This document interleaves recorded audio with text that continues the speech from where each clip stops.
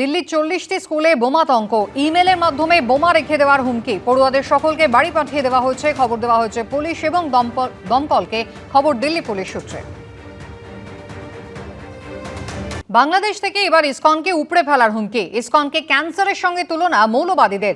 প্রকাশ্যে হিন্দু সংখ্যালঘু নিধনের নির্দেশ দিচ্ছেন মৌলবাদীরা। প্রাইভেট জেটে সারা দেশে ঘুরে ইসকন ও তার ভক্তদের হত্যার হুমকি দেওয়া হচ্ছে।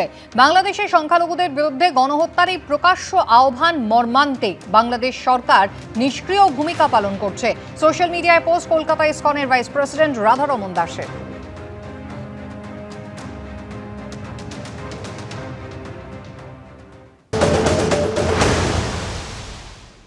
আমি স্পষ্ট দেখতে পাচ্ছি বাংলাদেশে এখন সবচেয়ে বড় বিপর্যয়কারী হচ্ছে ইসকন। ইসকন হচ্ছে হিন্দুত্ববাদী উগ্রবাদী এক সংগঠন। সারা বাংলাদেশে ইতিমধ্যে এটা ক্যান্সারের মতো রূপ ধারণ করেছে। আমি যখন আজকে ঢাকা থেকে আমি রাজশাহীতে ফ্লাইটে এসেছি, সেখান থেকে আলহামদুলিল্লাহ আমাদের ইউসুফ ভাই উনি লোক পাঠিয়ে রিসিভ করিয়েছেন।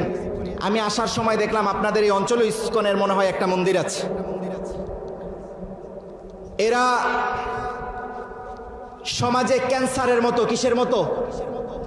ক্যান্সারের কোনো অ্যান্সার, ক্যান্সারের একটাই অ্যান্সার, সেটা হচ্ছে এটা উগড়ে ফেলতে হবে।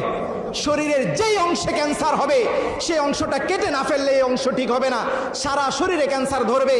ইসকনকে বাংলাদেশ থেকে উগড়ে ফেলতে হবে, ইসকনকে বাংলাদেশে নিষিদ্ধ করতে হবে। সারা বাংলাদেশে এদের যেখানে আস্তানা রয়েছে ভেঙে গুড়িয়ে দিতে হবে। যারা এদের দূষণ হবে, যারা এদের রক্ষক হবে, যারা এদের ভক্ষক হবে, তাদেরকে চিরতরে মুছে দিতে হবে। হাসিনা সরকার পতনের পর আজকে প্রথম ভারত বাংলাদেশ বৈঠক। লাগাতার হিন্দু নিপীড়ন, ভারত বিদ্বেষের মধ্যে আজকে বৈঠকে দুদেশের বিদেশ সচিব। ঢাকায় বৈঠক করবেন বিদেশ সচিব বিক্রম মিস্ত্রি এবং বাংলাদেশের বিদেশ সচিব মোহাম্মদ জসিমউদ্দিন। এই মুহূর্তের খবর, ভারতের বিদেশ সচিব বিক্রম মিস্ত্রি তিনি ইতিমধ্যেই পৌঁছে গিয়েছেন ঢাকায়। আজ সকালেই বৈঠকের কথা রয়েছে দুদেশের বিদেশ সচিব পর্যায়ে।